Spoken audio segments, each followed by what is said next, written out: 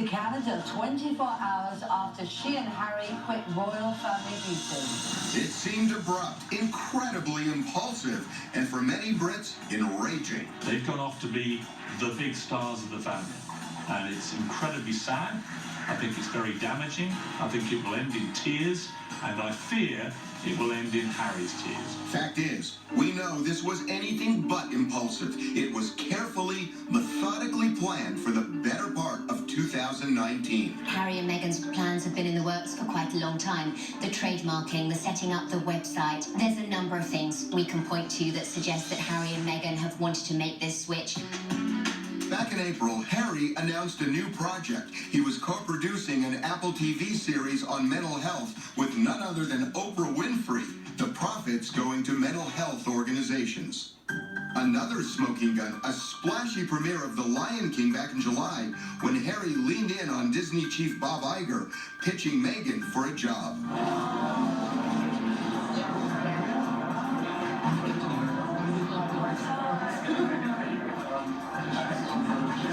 Meghan was right there, making it clear to Lion King director Jon Favreau she was ready to sign on the dotted line. Harry was basically aggressively pitching his wife for voiceovers with Disney. And we in Britain found that incredibly shocking, that Harry was basically behaving like her Hollywood agent. And there's this. Meghan was getting the band back together. I was pretty stunned when I found out that Meghan had assembled this crack team in Hollywood. You know, her old business manager was back, her old PR companies. In September, as they were hatching their plan, they were clearly reaching a breaking point. Of course, there's a lot of stuff that hurts, especially when the majority of it is untrue. But all we need to do is focus on being real and focus on being the people that we are, and standing up for what we believe in. I will not be bullied into playing a game that's killed my mum. I never thought that this would be easy, but I thought it would be fair. And also, thank you for asking, because not many people have asked if I'm okay. But it's a very real thing to be going through behind the scenes. I've gone to this continent, which is poverty-stricken, and they both give interviews all about them and the problems that they are facing as multi-millionaire, privileged members of the royal family. Others were more sympathetic. I think it takes a heart of steel to watch Meghan in that interview and not feel some sympathy for her. Harry and Meghan's struggles were met by royal silence. And some say their public comments were passive-aggressive. That seemed to me to be a very thinly veiled shot at the royal family. That people were not coming to her and saying, hey, how's this going for you? Can we help in some way? It's not enough to just survive something, right?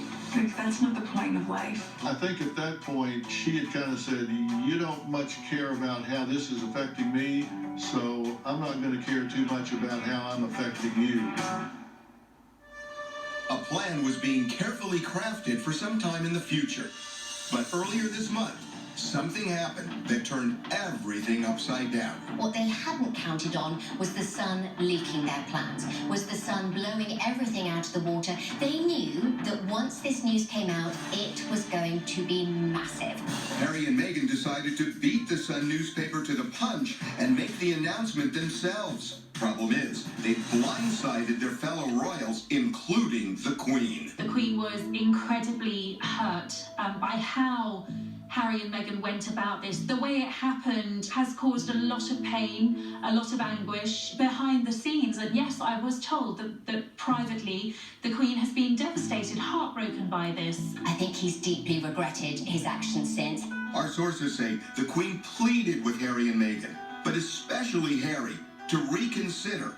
But he wasn't having it, and in the end, there was nothing she could do. The Queen has given them license to go off and have their cake and eat it, and I think she's going to eat more cake than we've seen since Marie Antoinette. Meghan and Harry checkmated the Queen into this situation.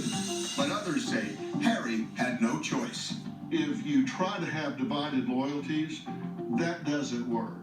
I mean, if you're saying, okay, my first loyalty goes to the monarchy here and my duty's there, My second priority is my spouse, my children, my family.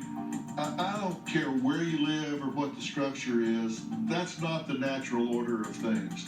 And certainly if you're coming from outside that system, that's going to be real uncomfortable for Meghan, right? And now the floodgates have opened for other royals, especially those who won't become king or queen, to bail on England. I think we need every great royal we can get. We really do. And after the fiasco with Prince Andrew, I think we need Harry and Meghan. We need them there to carry on the tradition. But the fact is, Harry and Meghan are now gone, possibly for good. If it's we're going, we're coming, we're going, we're coming, that starts to become very confusing, and the monarchy can't afford for that to happen. And so I think really once Harry and Meghan have stepped away, they're going to be gone. Coming up, now that Harry and Meghan have cut the cord, how are they going to pay the rent? We found billionaire status could be in their future. I think this comes along maybe once in a generation or maybe never before. Much more